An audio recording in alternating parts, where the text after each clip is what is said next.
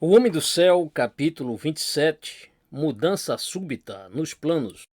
Esplendores que levem à morte, se constante não voltes atrás. Fazia quase 2 anos que minha esposa e meus filhos estavam morando em Mianmar. Então, finalmente, no início de 2001, elaboramos um plano para levá-los até a Tailândia e de lá para a Alemanha. Esperávamos recomeçar ali nossa vida juntos. O governo alemão autorizou a entrada deles no país e garantiu-lhes status de refugiados, como eu havia recebido. Eles ficaram tanto tempo em Mianmar que um amigo nos ajudara a tirar documentos birmaneses. Muitos chineses acabavam capturados no norte de Mianmar e devolvidos à China por problemas na documentação. Era a última coisa que queríamos que acontecesse com nossa família, porque as autoridades em nosso país continuavam à nossa procura. Não demos muita atenção ao fato na ocasião, mas depois descobrimos que nossos documentos não eram legais. Em fevereiro de 2001, fui pela última vez a Mianmar. Minha família se achava empolgada e tudo estava pronto para nossa partida. Deling, Isaac e Lin iriam de avião até uma cidade próxima à fronteira com a Tailândia e entrariam no país por terra. Eu iria antes e os encontraria lá. Como a maioria das coisas em nossa vida, nossos planos deram totalmente errado. 2 noites antes do dia em que eu iria sair de Mianmar, recebi um sonho do Senhor. Vi que eu e minha família partíamos de Mianmar. Isaac foi antes. Ele estava muito nervoso ao cruzar a fronteira, mas passou pela alfândega e deixou o país em segurança. Em seguida chegou minha vez de passar pela inspeção. O funcionário pediu meu passaporte e me mandou abrir as malas. Encontrou minha carteira de identidade birmanesa e me conduziu a uma sala para interrogatório. No sonho, vi o rosto do funcionário e reparei também que a sala era muito simples e decadente. Acordei e vi que era pouco antes das 5 horas da manhã. Disse a Deling: "O senhor me mostrou que, se não tomarmos cuidado, enfrentaremos problemas para sair do país. Precisamos orar mais e pedir a Deus para nos proteger." Contei a Isaac todo o sonho e disse a ele para orar com fervor. Ele partiu mais tarde naquele mesmo dia de avião para a cidade fronteiriça de Tashilek, no norte de Mianmar. Deling e Lin iriam se encontrar com ele no dia seguinte e os três atravessariam a fronteira para a Tailândia. É inacreditável.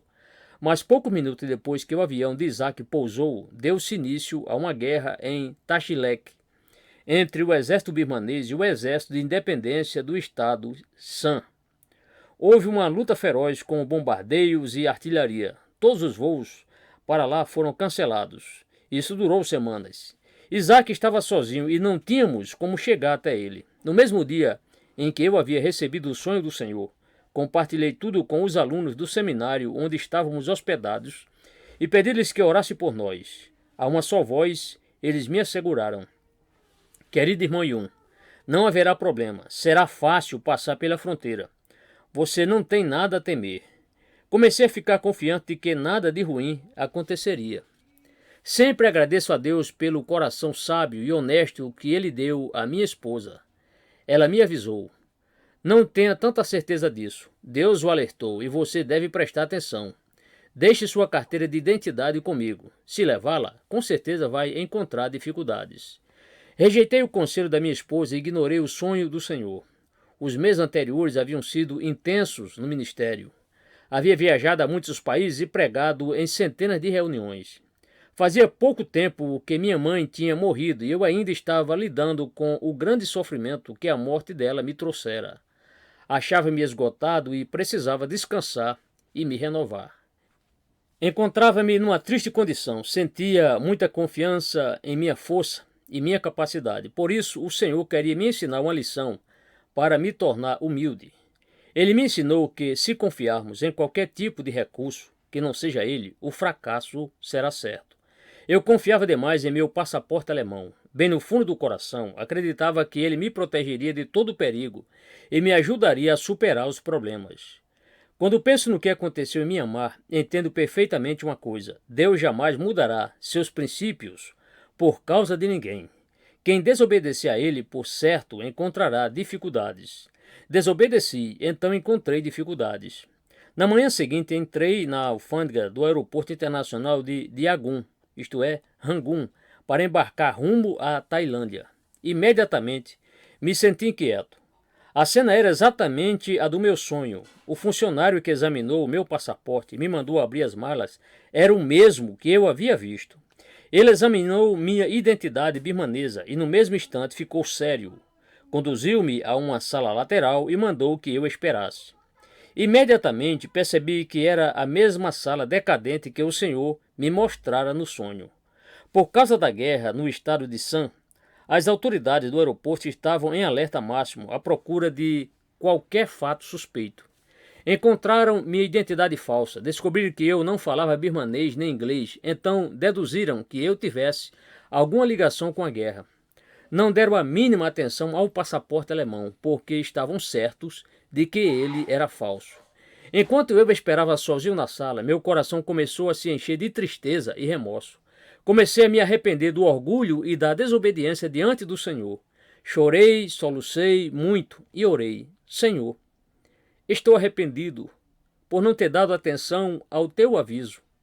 Aceito agora qualquer castigo que o Senhor tiver reservado para mim.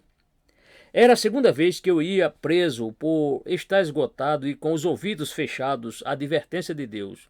Minha segunda passagem pela cadeia na China em 1991 também aconteceu por eu estar exaurido e confiando em minhas próprias forças. Eu não tinha aprendido a lição. Gostaria de compartilhar algumas palavras de admoestação com todo obreiro do reino de Deus e com todos que esperam algum dia servir a Ele. Eu as escrevi em meu caderno naquele dia, enquanto eu esperava na sala de interrogatório do aeroporto. Escrevi em letras bem grandes: cuidado, cuidado, cuidado. O servo de Deus não pode nunca, de forma alguma, desobedecer aos princípios divinos. Os cristãos têm ministérios públicos. São os que correm mais riscos de cair em dificuldades, porque podem, com muita facilidade, ser tentados a ouvir o aplauso e o louvor dos homens. Pregadores, cuidado. É necessário clamar a Deus para que Ele ajude a ouvir apenas a voz dEle, não a das multidões que nos elogiam e nos colocam em pedestais. Os princípios de Deus costumam ser opostos aos nossos. Embora tenhamos esperança de que todos gostem de nós e nos aceitem, Jesus ensinou: ai de vós, quando todos vos louvarem. Lucas 6:26. Nunca se satisfaça com o chamado de Deus em si, nem com os dons que Ele lhe dá. Contente-se apenas com o próprio Jesus Cristo. Muitos ouvem a voz de Deus chamá-los para pescar para o reino de Deus. Os discípulos ouviram Jesus dizer: passemos para outra margem. Lucas 4:35. Então, remaram pelo lago, levando o mestre, assim como estava no barco. Versículo 36. Jesus adormeceu e desabou uma tempestade enorme. Quando você prosseguir em seu ministério, não deixe Jesus dormindo em seu barco. Você pode tentar remar sozinho ou realizar seu ministério com as próprias forças, mas não irá muito longe se o Senhor estiver dormindo.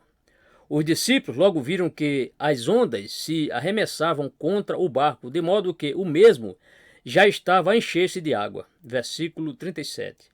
Acorde Jesus e faça dele o Senhor e Mestre de todos os seus atos. Inúmeras igrejas e ministérios receberam Jesus com alegria no passado, mas hoje prosseguem pela sua própria força e seguindo seus projetos enquanto o Senhor dorme no meio deles.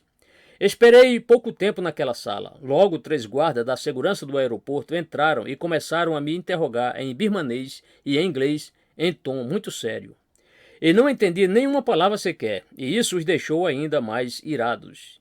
Inspecionaram minhas malas e encontraram álbuns com fotografias da minha família em Mianmar, inclusive de um orfanato, de alguns amigos e de algumas localidades rurais. Com isso, ficaram convencidos de que eu era espião ou repórter estrangeiro e passaram a me tratar com brutalidade.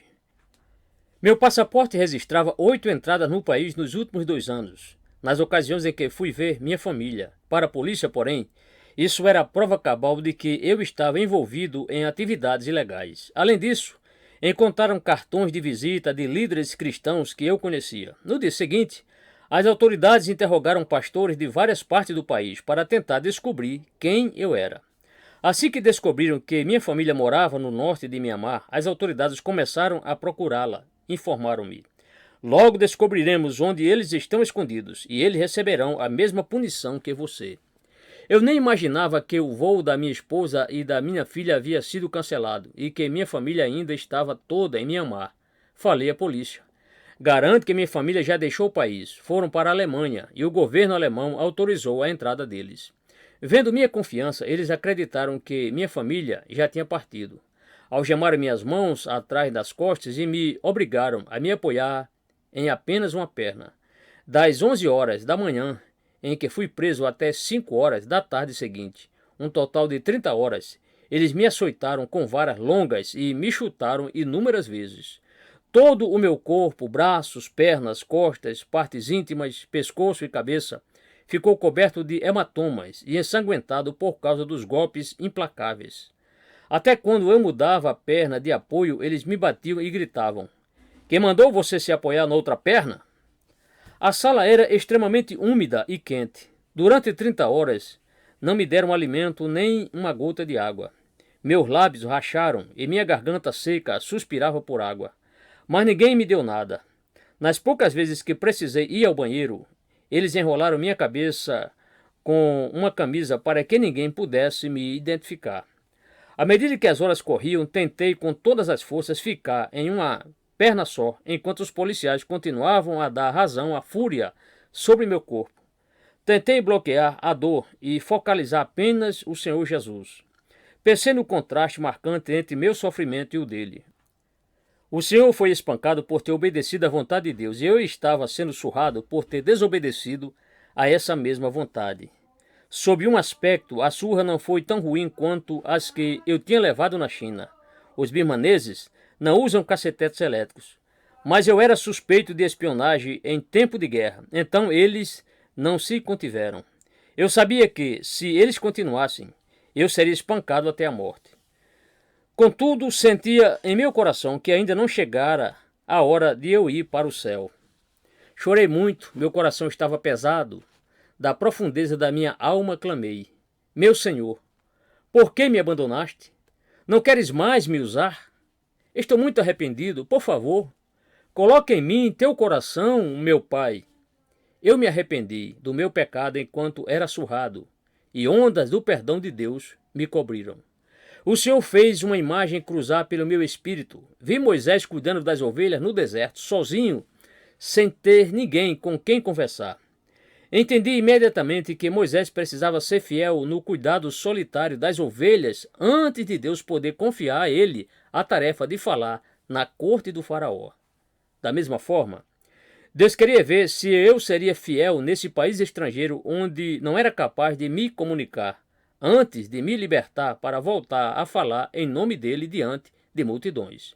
Senti um consolo imenso. O Senhor não havia me abandonado.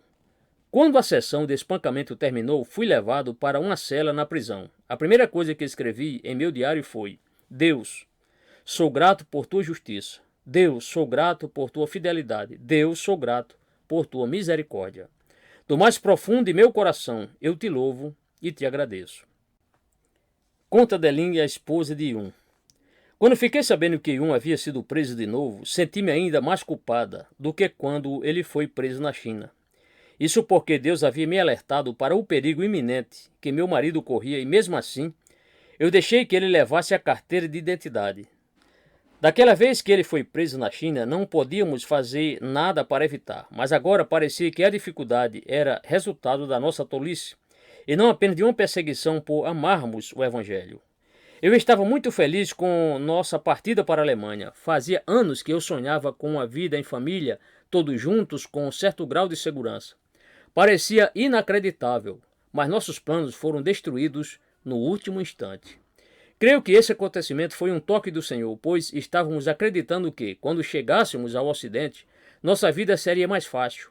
Ele nos mostrou que, a despeito do lugar em que morarmos, a vida será sempre difícil e enfrentaremos oposição o tempo todo. Não podíamos mais viajar por causa da deflagração da guerra na fronteira. As autoridades que prenderam Yun sabiam nosso nome e estavam à nossa procura.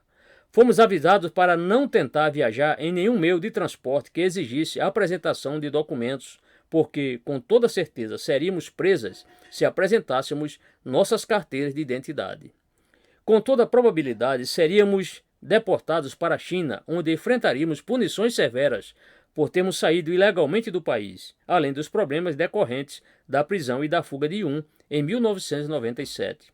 Eu nem acreditava no que estava acontecendo. Fazia anos que eu desejava me unir a Yun na Alemanha, e o sonho parecia mais distante do que em todas as épocas anteriores. Ele estava preso. Ninguém sabia o que iria acontecer com ele. Isaac se encontrava longe, no meio de uma guerra, e não tínhamos como chegar até a fronteira em que ele estava. Passamos 2 semanas fugindo, orando para que ninguém pedisse nossos documentos. Amigos cristãos nos embarcaram na carroceria de um veículo e nos conduziram por uma longa distância, atravessando o país até uma região fronteira, próxima com a Tailândia. Combinaram uma fuga para nós dois, a pé, através das montanhas escarpadas. Alojaram-nos em uma choupana de palha, no meio das montanhas, e mandaram que não saíssemos, mas sim que descansássemos, e comêssemos e esperássemos até eles voltarem. Dentro da pequena cabana, cada dia parecia uma eternidade. Eu e Lin oramos muito, mas a situação era tensa demais. Estávamos com os nervos à flor da pele. Tínhamos plena certeza de que estávamos no centro de uma batalha espiritual acirrada. Satanás usava todas as suas armas contra nós de uma só vez. Certa noite, passava da meia-noite, mas ainda estávamos acordados. Inesperadamente surgiram 3 birmaneses que nos disseram que chegara a hora de partir. Falaram que não podíamos dizer nenhuma palavra sequer e nos mandaram tirar os sapatos e andar descalças. Só mais tarde ficamos sabendo que eles ficaram esperando uma noite sem lua para diminuir a chance de sermos vistas pelos guardas da fronteira. Precisamos tirar os sapatos por causa do barulho que eles faziam. Os 3 homens usavam facões para abrir caminho em uma parte inexplorada da floresta. Prosseguimos hora após hora, arrastando-nos na noite escura. Toda a fuga se deu em escuridão total. Não encontramos nenhuma única pessoa a noite toda. A certa altura foi necessário escalar uma encosta íngreme ao lado de uma cachoeira. Escorregamos várias vezes e precisamos agarrar galhos e pedras para nos firmarmos. Chorei por dentro a noite toda, mas não emiti o mínimo som. Em silêncio, contei ao Senhor meus sentimentos. Por acaso, era o dia do meu aniversário. A experiência exigiu demais do físico. O calor intenso e a umidade sufocante fazia o suor escorrer por todo o corpo. Suamos tanto que ficamos desidratadas e aí paramos de suar. Ilin cortou fundo o pé nas pedras, mas fiquei muito orgulhosa dela. Poucas garotas de 10 anos suportariam a pressão física, emocional e espiritual que ela enfrentou. O Senhor nos sustentou.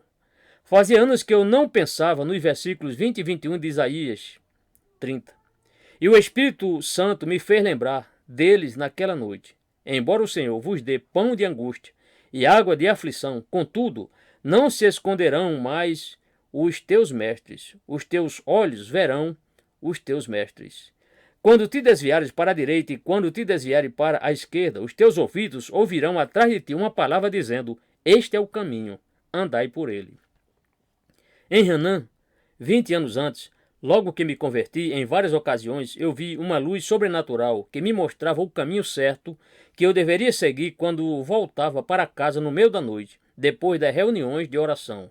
Fazia quase 2 décadas que eu não via a luz do Senhor a me guiar.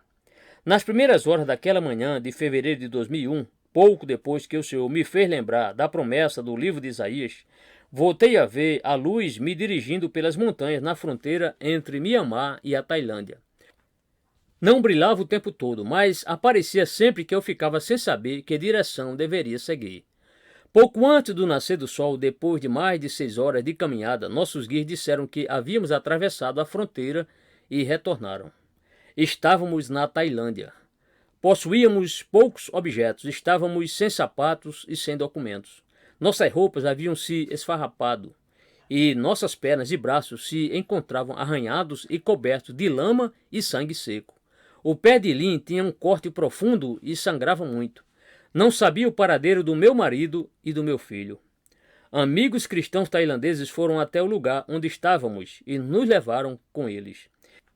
Isaac entrou no país muito mais ao norte e nos encontramos com ele em uma cidade também ao norte, Chiang Mai. Vários dias depois, a embaixada da Alemanha em Bangkok nos entregou nossos passaportes e embarcamos no voo da Lufthansa para Frankfurt, na Alemanha. Finalmente, depois de tantas provações, chegamos ao Ocidente.